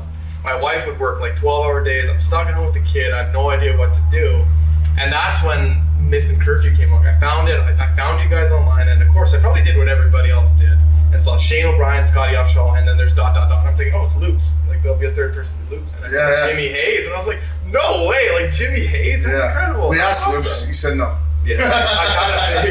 We also asked Loops. He said no. He just said no. We also asked Loops to come this weekend, and he said no. So I don't know. Yeah, he's not a fan of the pod. But I knew right away, like, my buddies with other podcasts, they're always asking me whether it's this podcast, that podcast. They're asking me, like, when did this happen? A podcast was talking about this and that. I just fire them over the clip, like, here, just take it. And it was getting so annoying. So then a bunch of my buddies were like, well, why don't you just do that for Missin Curfew? And I was like, damn, that's actually a really good idea. So tip out there for anybody on social media that's trying to do something, I guess, grab the name first. Go on Instagram, go on Twitter, grab the name. Whether you have the idea or not, just grab the name, because somebody else might grab it. So I grabbed the name, and I just listened to your show and got hooked and hooked and hooked. And then I kind of thought, I'm like, well, I could do this, but I don't want to do this half-ass. I want to go full up. I told you guys that on the first podcast. So I went and grabbed image after image and video and just stockpiled. And I showed Obi at dinner the other night my files that I have of you guys. And they went from hundreds to thousands of photos of you guys. So I dropped the videos right away, and this is so awesome. Jimmy followed me like that. Jimmy was the first one to follow me. He followed me immediately, and then like a couple of hours later, Obi followed me. A month later, Updog followed me. Once again, that's not bad. That's not bad. I was doing some work. Once again, that's not bad. Yeah, so that kind of it really took off fast. Like, Missin Curfew clips took off really fast. Like, guys like Tutu and like Willie Mitchell and like Mike Richards, they all followed me because I'm pretty sure they just thought it was something that you guys were doing. And then shortly after, I finally got the DM from the Updog with the phone number, and then we connected that way. Yeah. Hitting in the DMs with the phone. Because we were like, how we're gonna run our social media? I don't know, and then boom, all of a sudden, Missin Curfew clips. I'm like, we gotta track this guy now. Printzy, what would like your thought process be behind like being innovative like that? To think like this podcast, they can speak and they tell their stories, but they need this. Yeah. Like what kind of like what creative background would you say you have that? Because that's pioneer. You're kind of ahead of the curve. Like some people, like not many podcasts even have that. No, and I've seen a few attempts at them. Yeah. Other podcasts, I've seen a few attempts that fizzled out, and that was something I want to do, just stick with it and try to go hard, even if it doesn't work, just stick with it. But as a kid growing up, like, we're sitting in social studies class or math class, I'm not retaining any of that shit, man. Yeah. Like, I'm sitting there thinking about games and like warm-up music, and like, this guy taped his stick black and then he went to white. Why did he do that? Like, that's all stuff. Listen, I thought about all that shit too. Yeah, and it sticks in your head. If you were to ask me as a younger hockey player, like, what skates this guy wore, what tape he had, did he go tongues out, what kind of helmet, does he tilt his visor up over his eyes, I could tell you everything. That's how engaged I was in like the actual game and how people move. But you know, for you, like, you have this knack for liking hockey and enjoying things, but you know, putting videos together, knowing that, you know, you can create not just these, you know, a full spectrum ability for fans to engage with our podcasts and our stories, but like you've been able to find things that I don't know where I thought they were, you know, bunkered for a while, but yeah, they don't. Where the hell do you find they these don't? things? Well, I'm not going to reveal that, unfortunately, because that's going to stay with Missin Curfew. Yeah, that's our weapon. Smart. But I will say, it's random pages, and it's not page 1. It's page 150. Yeah, that was What, my Google question. Like, Images There's or what? 4. Like, I'll find a Florida Panthers. Are you on Wire Image or what do you do? No, not on don't that. give your secret away. But this is idiot. People can put two and two together. I'll go on like forums from like 2012, Florida Panthers forum, I gotta and ask you about somebody something will for this. somebody will upload their warm up pictures with their camcorder that they post, and it's from 2012, and I'll just go in there and snag those pictures and stuff like that. It's just basically like, have you ever heard of a YouTube rabbit hole where one video leads you to the next, to the next, to the next? It's the same thing with images. And articles. I've been in a couple Pornhub. I've been in a couple Pornhub rabbit holes where I'm like, how the fuck did I end up here? Well, here I am. So Printzy, through your efforts of finding, you know, Missin Curfew videos and clips, have you ever found anything that you're like, I gotta hide this as far away as I can possibly hide it? Because if this comes out, these boys are screwed. Yeah, there's a couple photos that are in password protected box online. Can we look at them later? Yeah, I'll show you something. Of who, Obi or me? I think I got a couple of Philly up dog ones. Yeah. But sometimes they're also just fans that'll send them to you, because sometimes they can find them, but I'm like, you really think I'm gonna post this? And send me this video? So did you ever go down the rabbit hole where I had a full-on stalker for 2 years while I played in Phoenix? I did, yeah, I heard about that. And Just psycho hockey bunny. She followed you to Colorado or something like that? She followed me everywhere. She watched me play hockey in about 20 rinks in one season.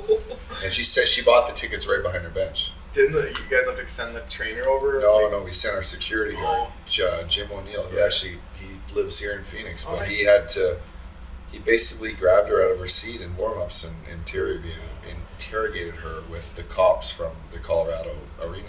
Wasn't she like us? I never ever hooked up with her. No, not that. I can't even tell you, Obi, in all seriousness, and I would tell this is years ago. You never did anything with her? Not a thing. I don't even think I had a conversation with this girl. I'm buying that. It's crazy, but I swear to God. When have I ever lied about not hooking up or hooking up with someone? Wasn't she like stone-faced when they interrogated her? She's like, stone-faced. Well, she was... Maybe you should just bang her and that would have been the end of it. Yeah, well, maybe. Or it could have been the end of it. She was a New York Times best-selling writer. If you watch the way she would write her words, she would be... They would maybe rhyme at some points. They would be poems. They would be descriptive. They were crazy. And I was just sitting back and I wouldn't read them, right? I wouldn't read them, but my girlfriend at the time would. Right. And she would be like freaked the fuck out because a lot of them were like, he's dating this, you know, blonde bimbo and I'm going to cut her with the skate. And like, so I'm thinking, God, the stuff on the internet, the stuff you might find of people who just, this was like 2008, like the start of Twitter, Instagram wasn't even around. Yeah. So, yeah, who knows what weirdos are just sitting on their computer. I have heard that. Right? I've heard that one before, yeah. I do exactly what you're talking about. Weirdos out there. Yeah, exactly. You gotta look out. Those girlfriends. So listen, when I hit you up, I'm like, oh, we gotta make sure this guy's not one of these psycho. That was kind of. That's what we had him on the pod. Well, I think that was we're like, both of us from the start, right? Like, are you guys probably thinking, is this just some fucking weirdo in his mom's basement doing this stuff? And I'm thinking, like, are these guys actually fucking serious about this? So until we kind of met, but you'd asked me a while back about what drove me to do this and like what made me to do this, and it was I always wanted to do it before, but I just never had time. Right? You want to get out of selling radios. Yeah, exactly. Fucking right. Yeah, you don't want to do what you're doing. I selling radios. He's so smushed. Hey, what's radio here? Right in the back. Hey, Radio Shack, where you at? Hey, I got a radio here. Right in my back of my car. Hey, I can't get the FM. Anyway. I need my buddy Raleigh up I'm sick of selling radios. selling radios. I got my buddy Raleigh. Radio's here. Yeah, radio here. 1985. But no, I did not want to sell radios. I didn't want to work a regular job. But you never have time to do that. So COVID took that away. So that's why me and my wife were like, well, okay, well, everything's been erased. Like, you're not going to be able to go get another sales job again because there's guys that are 50 years old that are ready to retire. They got laid off, so they're way ahead of you. So what are you going to do now? Like, what's next? What do you want to do? And my wife had asked me that because we're stuck in our fucking houses. Yeah, this is real. This is what you're saying is real now. We couldn't leave except to do laps around the pond with my son. And every day we'd just be like, what do you want to do? And my wife just flat out asked me, she's like, what do you see yourself doing? And I said, I don't know how. I have no clue what I'm going to do, but I'm going to make it in hockey. Like, I'm just going to make it my goal. I used to work in hockey. I used to work in the Alberta Junior Hockey League, and I left Shout that. out, AJ. AJHL. Champ, World Bank champ. I'm a champ too. I got a ring. I do. Yeah. But that's what she said, and I said, I'm going to make it in hockey. And then fast forward a couple months later, that's when I launched Missin Curfew website. That kind of stuff's pretty cool, I think. Yeah, I would agree. So, Printzy, I mean, it's all real life stuff that you're describing, and we starting off, me and Obi, like Obi'd been on the podcast world for a full year. He had Point Breakaway, and he killed it. But like time to move on. Like his host, like good guy, I guess. But good guy, just not a podcaster. Couldn't speak. Good writer. Yeah, he's a good writer for the Athletic. So podcast was terrible. But what it did was give him the confidence to say, "Oh, Uppy, this is something that I know you can do because I just did it, and trust me, it can't be worse." So, like, fucking, you should do this. Hazy said he's in. Let's do the playoff pod. That all. Yeah. Do you know how Missin Curfew started? Let's ask minimal, and I was gonna ask. All right, I know minimal about it. So with the Athletic, I was working with the Athletic at the time, and me and Uppy were gonna do a Hazy playoff podcast. Zoom style, just for the playoffs. It was very cold. Just for the playoffs. Just for the playoffs. It was in August, so it was basically when playoffs got held back after COVID. Yeah. And the bubble. The bubble. It was the full bubble. So we pitched them. And we did one podcast together. Mm-hmm. They edited. Like, I was on a Zoom from my house. He was on a Zoom. Hazy was on a Zoom, and we all sent it in. I don't even think I had a microphone. but no, like I might have bought a microphone, but it was a shitty. You gave me your old microphone. Yeah, we were scrambled. So we were just like, fuck it, and we did it, and we sent it to him. Your editor loved it. Yeah, he was a beauty. But then it had to go through the channels, and what did they come back and say? They were just dragging their feet, and we're like, well, playoffs are about to start here, so if you don't have an answer for us, so we fired the cons, thinking we're still gonna do it Zoom. We go in there. Long story short, it turns into something. Now me and Up here like. What the fuck? Yeah. We don't even know. Not rolling. We're like, we don't know what we're doing. You just didn't know. Cons basically, the next day was like, fuck, come do this show up. Yeah. The Action Park was relatively new too, wasn't it? Now we're like, just basically for like my point was like, before we knew it, me and Up were like, holy fuck, now what are we doing? So we were all learning as I was going. As all the point. Now we got to kind of figure it out. And Hall Pass has been a good move, obviously, but it started as what the fuck. Now we got a real thing. So we've all kind of grown together. So you guys probably weren't anticipating. And that's what we used to tell Jimmy. And this is what I felt the worst about Jimmy for, because he was on the East Coast and we were on the West Coast, and Hazy thought we were screwing him out of money, and he thought like he didn't. I'm like, Hazy, listen, man, none of us are making any money right now, and me and Up here learning as we go, and we're trying to be as forward as we could be, but it was hard for everybody. Like, we didn't know. It was right? Just there was so many moving pieces, man. It was crazy, and it was crazy. All we could control was just organizing to come on and chat hockey and tell stories, and we were crushing a bottle of wine, and Hazy was sober, and we were just sitting there, and we were like fucking. And now that you sit in on your computer at home for most of our episodes. I've sat in when I'm in Aspen with my family, and I've been back home, and Ob's in the studio, like Jimbo, that's what he did. Jimbo sat, and he sat at his fucking stool in his bar, and he had the Broadway. And I remember the first time he put that whole setup together, and me and Obi were like, hey Jimmy, do you drink those bottles you there? were. Like, Great. yeah, I'm like, This is all you, I'm right? like, Jimmy, do you drink those bottles there? I'm like, because there's a couple nicer ones that You're like, get those the fuck out of there. Get Get the those nice out of ones there. in there. Get the nice Move it ones. over there. Yeah. Slide it over there. So Get those other ones in there. because he just has his computer looking at us, pointing, and so he moves his whole set around, and then he's like looking. I'm like, now sit down. Okay, move the Broadway sign over like 3 Yeah, inches. you're getting dialed. You're dialed, and then so that became, Jimmy Scoops is Broadway basement. I remember when we tried to get him to put the Missin Curfew circle logo up, and he just couldn't figure it out. And like, we were all just laughing. Like, to the left, he's putting it 10 feet to the right. You're like, put it up, and he puts it down. Yeah, he just wanted It's like good for a laugh. same kind of thing that you go through too. He just wanted to be with us and like Yeah. I'm like, Yeah. And COVID was going on. He's like, boys, I'll fly out there. We're like, Hazy, we can't have guests at our golf course. There's no point in flying out right now. So he was dealing with it too. I know the feeling I tried to get to Vegas for the Colorado series, and I couldn't find a way. And then I remember Updog joked and texted like, what time's your flight landing? And I was just crushed. Oh, I was no. like, oh, no. It was a joke, or was I serious? No, it was as a joke. Oh. It's like, what time's your flight? Like, because you guys knew I couldn't come. Like, I had to take it. That's a bad joke. Little sold the wound, eh? That's a bad fucking joke. Sold the wound. What time you get in, Printzy? Oh, just joke, buddy. I'm like, we're at the Rhino. Yeah. Boys, you're having dinner at STK. Hey, what do you want? You You want guys are happy? sending me all the videos and stuff. And I'm just like sitting in my face. And I'm like, So talk about your friendship, your relationship with Hazy. I know it meant a lot to you.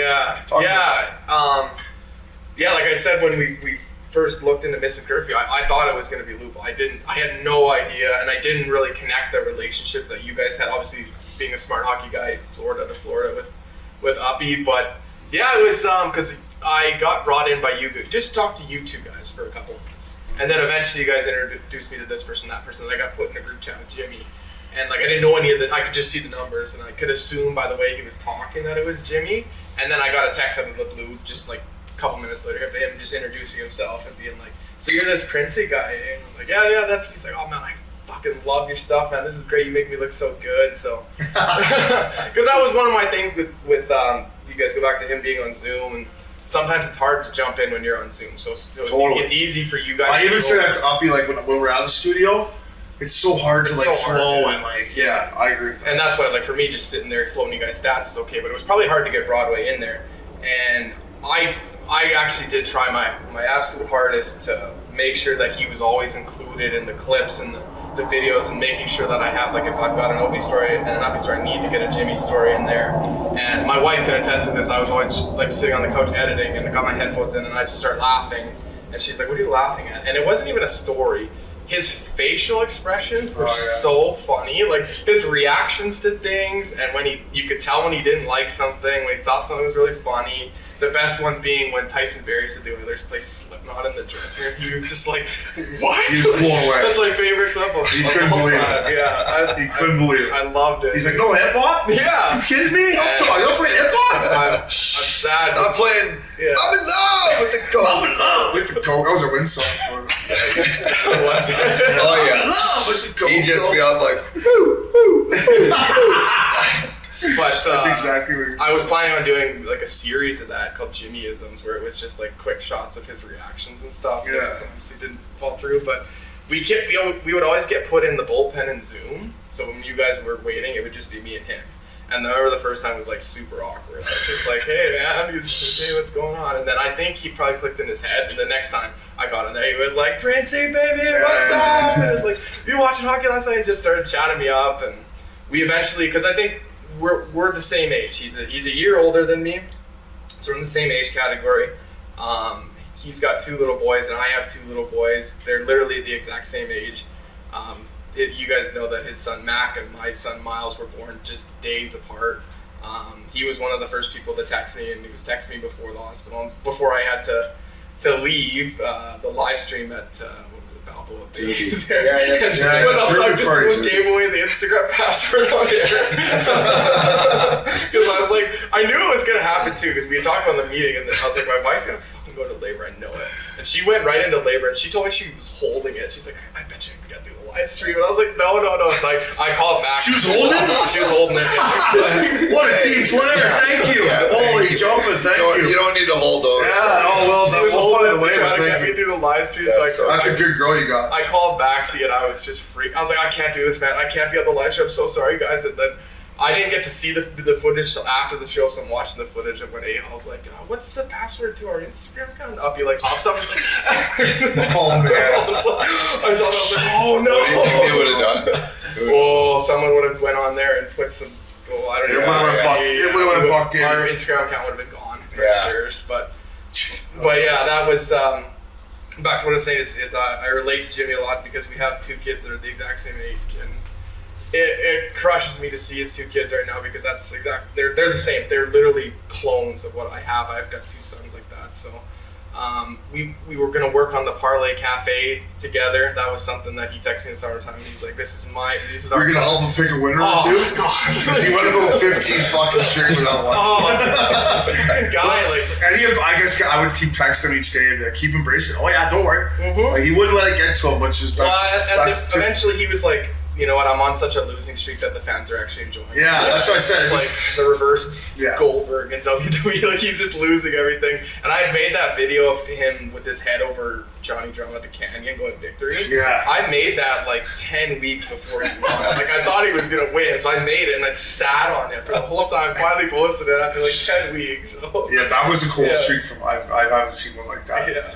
And then the last game was I'm like Tampa, Broadway, Tampa. So we got the last one. He did get the last one, and I remember him texting me, and I was driving to Cologne. I couldn't make the graphic in time. I texted him back, I'm so sorry, man, I can't. He's like, Printzy, don't worry about it, Phil. It's all good, man. Yeah. So he was really easy to work with, and we're all really crushed about it, and it's not something easy. I would have liked to see his reaction when we walked into this place. He would have fired up. Oh, look at the putt green, look at the pool, look at the hot dog. 100%. Every little thing, he just loved every little thing about life. Yeah. I got one for you too up here. That would be like Jimmy stuff, and I look at it, and that's what he just every little thing that he did, he liked everything.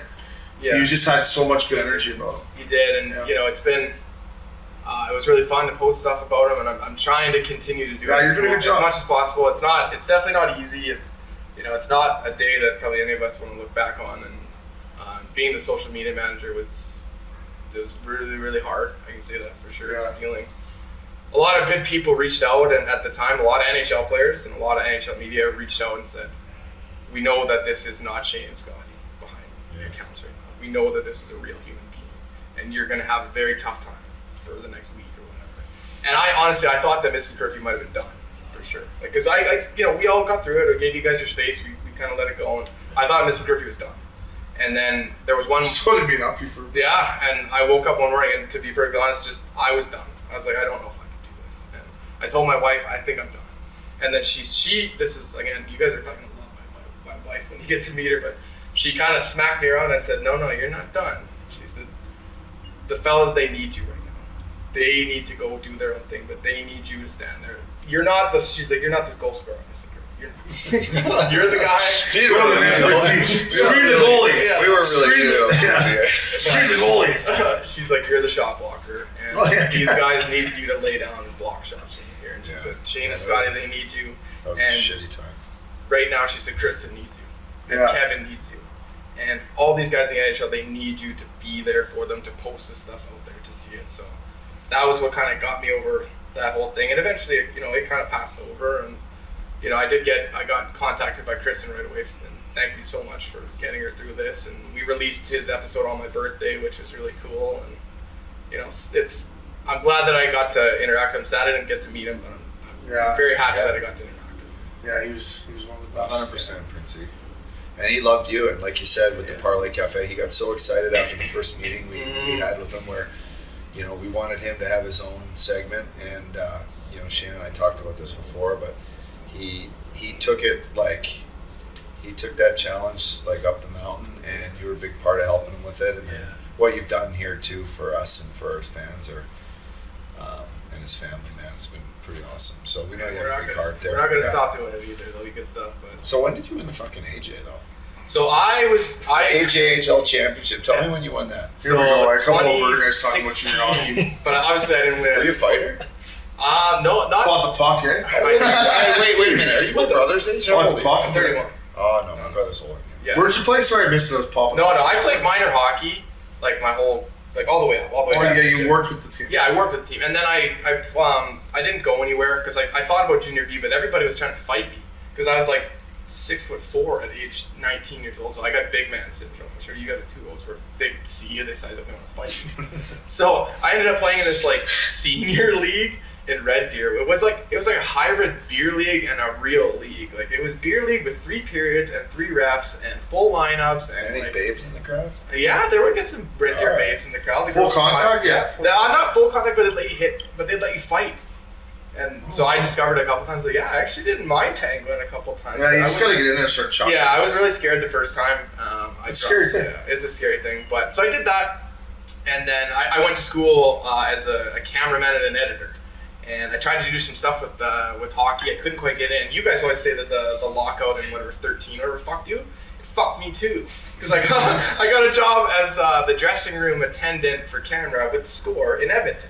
So I would have been the guy in the dressing room that would have just done the scrums and like the player interviews, not the game or anything like that. So I got hired, and then the lockout happened. So they're like, okay, hold up, we don't know how long this is gonna be. We'll give you a call when it's done. Okay, cool.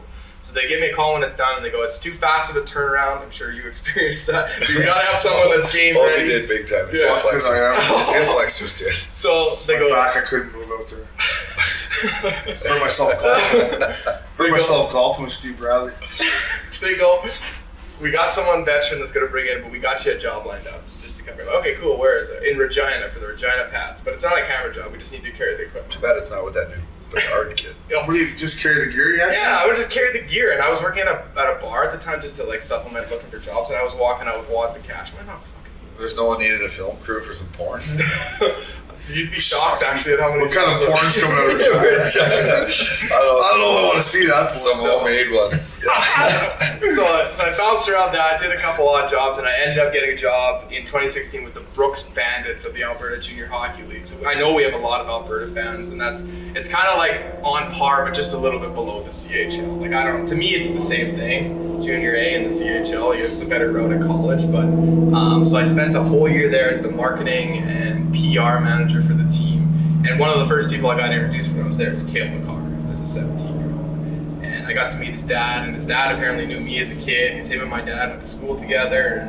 And watching Cale every night was like, seeing him at the All-Star game, he looks the exact same. He's not changed. Like he looked like that when he was 17. It's a little more exciting than having got a few more bucks in his pocket too. Yeah, I know he's got a few more bucks in his pocket. Hopefully he remembers the guys that took care of him back in the day. So would he recognize you if you walked past? Yeah, oh yeah, he would for sure. And what would you guys do? Would you hug it out or what? Oh yeah, we'd hug it out for sure. Did you have a beer with him? Yeah, oh yeah. And would you tag team some broads with him? No. I'm just kidding. I was like, it's not a real friendship.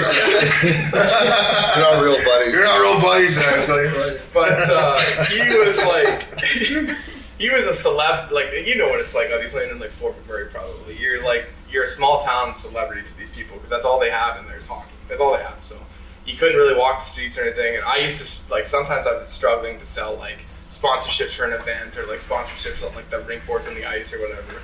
And I go to these businesses and they tell me to fuck off. And I'm like, I can't sell this stuff. So one day I just grabbed Kale. I'm like, Kale, I took him out for sushi for lunch, bought him some stuff. And I'm like, I need you to come in here and just schmooze these guys with me for a couple of hours. And we went around just bang, bang, bang, bang. And all these guys bought stuff just because I brought Kale in the car and got them a bunch of pictures. There you go. Yeah, 100%. Yeah, and he remembered that. So it was a cool experience for sure to work in hockey like that. That's kind of where I think I cut my teeth in. Hey, Printzy, so you met the boys on the road. You had a nice couple dinners, couple nights out, little casino action. What did you think of the road? What did you think when Obi was getting going with the stories the other night at Nobu? Well, I remember looking at you. You were just kind of like, "Holy shit!" Well, first of all, we were all going. It's the stories. It was just back and forth. The stories are endless, but what's more endless over the stories is the fucking movie quotes. Like, my God. Like, he's a movie quoter guy. So it's Mac-El too. Yeah, I was going to say the best out of all of you is Mac-El. Yeah, Mac-El's really good. Like, oh my God. And it's not like the same movie. It'll be like Wolf of Wall Street, Dumb and Dumber, Ace Ventura. Yeah. It just goes. And they slide him in so perfectly. And I remember Binger was Luke's this good at it too. Binger was like, why are they doing Steelers. And I was like, Bigger was saying that? yeah, and I said, Bigger, it's a hockey thing, man, because you watch these movies. Bigger's like, why are they eating fucking sashimi? Why did Why I are order they 14 fucking desserts? I do remember Bigger. Can I get another fillet? Bigger got pulled into the back room at SDK when we had the private table, and it was just me and him and a couple guys there, and he just looked at me, he was like, I don't belong here. I was like, Bigger, it's okay, man. Bigger. I said, act like you do, man. Act like you do. But Such a good kid. all the fans out there wondering what it's like to be with these guys, it's exactly what you think it is and more. Like, it's utterly, it's such a roller coaster of like, you have no idea where you're going, what time you're getting there. You show up and it's just like, it's exactly what they talk about on the road, and like that's what Uppy said at one of the days. Like, this is exactly what it's like. We live it like exactly like it is on the road with the stories, the guys that meet the NHL players that you interact with, and yeah, we had a couple wild nights, and I came in pretty hot. I guess we fucking did. I almost missed my 3:30 flight. Then I got on the bird, and if I had any ounce of food in me, I was done. But I thought I was gonna puke. Puking rally? If I had any food in me, I would puke. Oh wow. Oh yeah, Was it like a hangover feeling, or? It was like, hey dummy, like slow down. Oh. I'm sitting there just like shaking. I'm like, get me off this plane. Yeah, I was Vegas, man. The first night at SCK, I wanted to go like that. I thought everything was so cool. I was so overwhelmed. Oh yeah, let me tell this part. He's all fired up after dinner, right? And he's like, I'm gonna have another drink. I'm gonna keep going. I'm like, hey, look, I'm just gonna give you a bit of advice from a guy who's coming to Vegas a little too hot. Well, every time too hot. I'm telling you, like, tomorrow's your day. You wanted to come in here, just like, you should probably take it easy. No, I'm good. I'm gonna have one more. And then I don't know, something must have clicked in his head. He's like, yeah, I'm gonna go home. Yeah. So the next day, I'm like, I was just trying to help you out. He's like, no, I wish I would have went home earlier, actually. I'm like, yeah, man. And I couldn't get out of that fucking hotel. I kept going up each floor. Like, I was going up one floor and be like, oh, where's the exit? No, wait, down. It took me like 25 minutes to get out of the hotel. And I finally got out of the hotel, and I'm just going back and forth on the street. Wait, is this the hotel like Aria? This was after dinner? That's when you sent me home. I couldn't get out of the fucking hotel.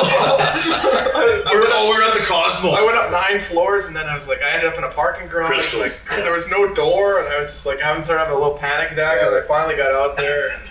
And somehow I ended up with a cigar in my hand, walking down the street. I got some good. You like cigars? I love it. I got, buddy. I'm wait till you have these cigars I got. Romeo and Juliet's Habana Cuba. They are fucking. Should we light one on air right now? Absolutely. Yeah, wait for the tub. I think we'll go Instagram live a little later. You're gonna like those. I gotta eat about 10 of them. Well, Printzy, listen. Anyway, to wrap it up. Yeah. Let's wrap I know Obes wants this story. So Obes was wondering if this is fake or real about some fake of my news. Favorite players when I was a kid. Oh yeah. And when I was kind of a teenager, getting early teenager, my favorite players. Do you have pubes yet? Just starting to. You look like a guy that had pubes. Yeah, how can you tell? I don't know. You remember those guys? So you used to go in the room and you're like, this guy's got pubes already. Yeah. Yeah, fuck. I think I had pubes till I turned pro. Who was the first guy? Who was the first guy you ever seen that have pubes? There's an Italian guy I played with in Central Ontario. He had a huge horn and fucking pubes everywhere. Toots had pubes when he was young, like Toots did? 12, 13. Toots has no body hair. I know. He's got a little bit, but he had just ripped and he had pubes already. I'm like, this guy's a killer, man. And he's got pubes. He's definitely a killer. Yes, I had pubes, I guess. That's your story. Yes, my favorite player when I was young was Shane O'Brien. And this is hand to God true. Like, which Shane O'Brien? Oh, this guy? Yeah, it was. Oh, I thought you might have another guy. No, man. That's like, beautiful, though. But I watched Uppy too. I remember watching Uppy 2002 or whatever it was, World Juniors, and my dad being like, "You gotta play like that, Scotty Upshall. He goes and he plays hard. He goes to that hard." And I didn't know that meant full up dog at the time. But Uppy wasn't quite my favorite player. I appreciated your game. I appreciated your game. My dad was a Flame season ticket holder, and he used to come and slash Mike Smith, and my dad would be like, "That fucking up dog. He's just trying to go." Yeah, but then I tell Smitty he was over at my house at an after party, so he's gotta fucking let me do whatever I want. I was there watching him. Cool, like that's you. But when I was really, really young, like I liked the guys, not the Sakic's in the game. Like I liked them, but they weren't my favorite guys. Everybody like Eisman, Sakic again. I like the grinders and like the glue guys and the fourth line guys. My actual favorite player before Obi came along was Rhett Warner. I don't know if you guys ever remember. So you got a style player, like a stand-up. I like his D-man style, that's a little and rugged. that would be the ultimate gift to Printzy if we ever got him on the show one day. I would love Matt it. Warner, Yeah, He was he's the a first good guy I ever coach, went out right? with in the Calgary Stampede. I was Really? like 18, and he had just made it to the finals with Calgary, yeah, that's when I started liking him. Yeah, and I see him out with like a bunch of hot chicks, and I'm like, this guy's badass. He's on Calgary radio, and even some of the stories that are filtered on there, holy shit. Like, he lined up parties and scavenger hunts. He said that, like, you would invite Kipper over, and he was selling a house one time, and they were tearing it down, so Kipper just walked in, started ripping out the cupboards and, like, smashing chairs. We did a demolition party at my house in Newport, too. Really? Shattered the windows and everything with sledgehammers. Oh my god. Okay, so we'll finally get to the stories. I like Brett Warner. I like that style of player. And, you know, I had better style than Matt Warner. Yeah, you did. Yeah, you did. He wore the dark visor. Yeah, his style was great. Cool. He's a warrior. He was a warrior. I liked him because he'd fight. He was a warrior. He's a warrior. I was obsessed with equipment style. You guys know that. And even to Missin Curfew today, we always post pictures. By we, I mean me. But we always post pictures of style. Rate this guy's style. By we, I mean me. You guys aren't posting shit. Yeah, you guys are doing anything. There's no INT, but there's me. Yeah. There's no INT, but there's Printzy, motherfucker. But there's fucking me. Print the shirt, I guess.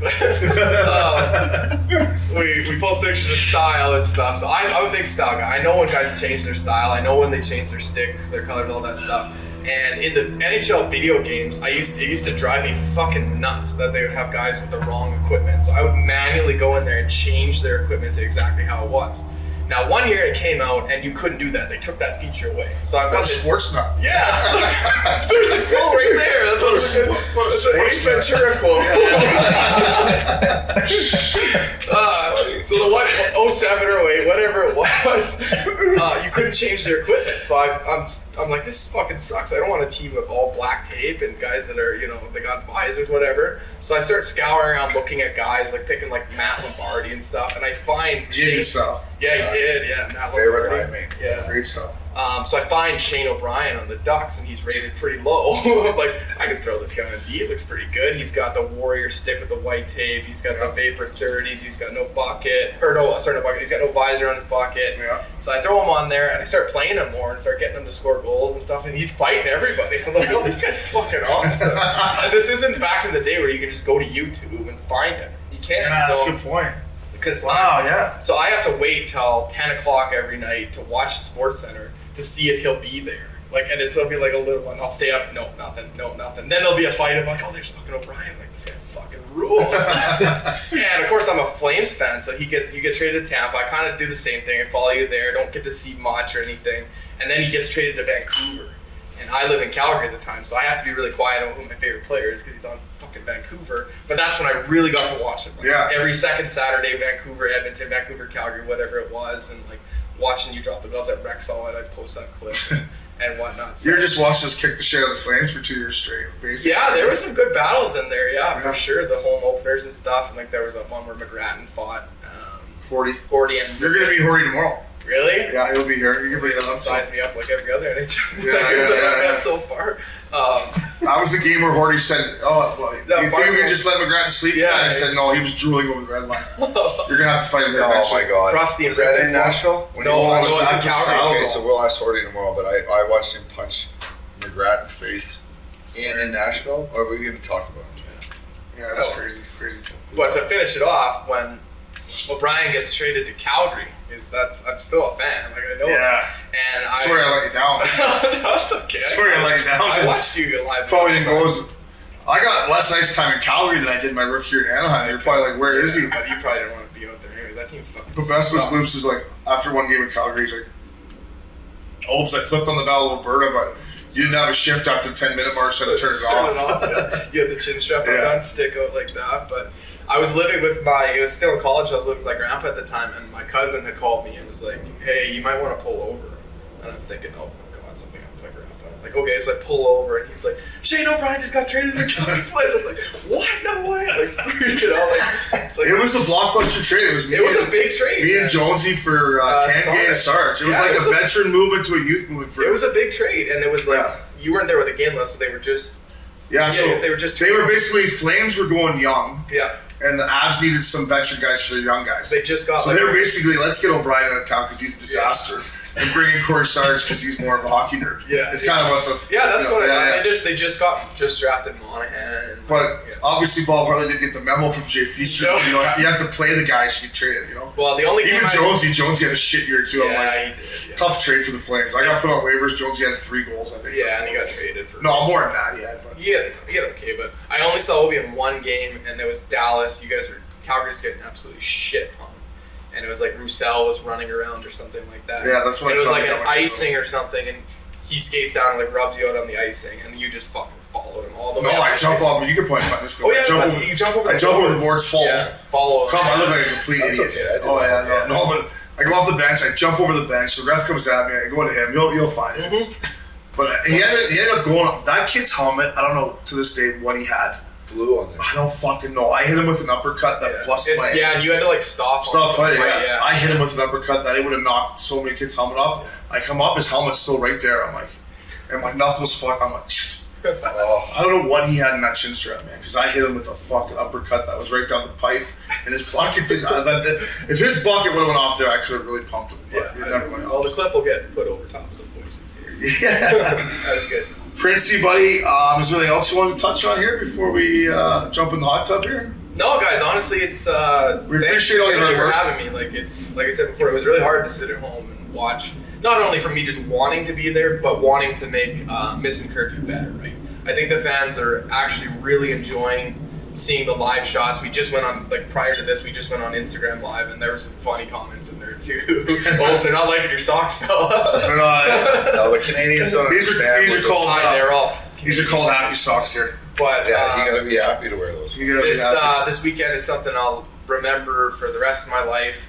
To meet all these NHL guys, and most of the NHL guys, you would introduce me as, hey, this is Printzy, your social media guy. Oh, I love your stuff, man. It's awesome. Yeah, These guys pay attention. They know what's going on. So this has been a blast, boys. We're not even done yet. That's the thing. We're recording this. We're not even done yet. So we're going to have Wait till you see it tomorrow. This golf tournament's a Wait shit till you show. see the 16th hole at the Space Management. We went already. Maxie and I went. We were only supposed to go for an hour, but we were there for 6 hours. Although, good job getting those videos of the... Yeah, bottle blonde girl.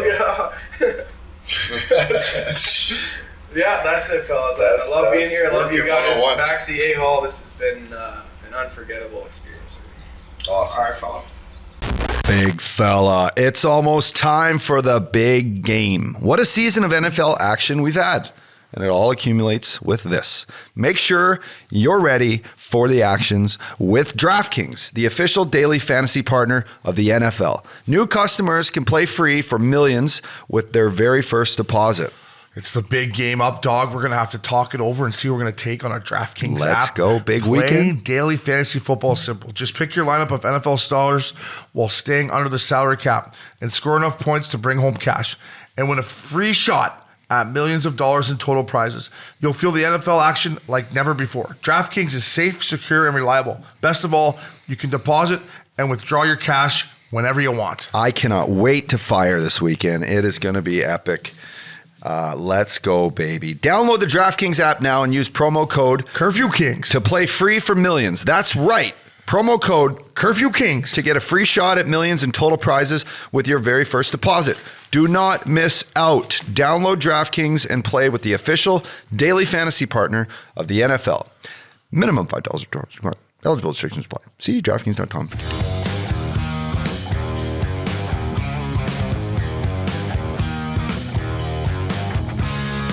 Up, dog. We're here at Scottsdale. That was, you guys dialed in here at the Sick Airbnb. That was our recap for the All-Star Weekend. Our boy Printzy getting his time to come on and shoot the shit with the boys. I know he's looking forward to it. And this week, we got lots of stuff coming up. DraftKings, Waste Management, Scottsdale. We're going to be pouring out more content. I agree. Well said. We're excited to be here again. Fella Tour stop number 2. Fella Tour, what a great name. The Fella Tour stop number 2. Make sure you get your laminate so you can't come backstage. You cannot come backstage, baby.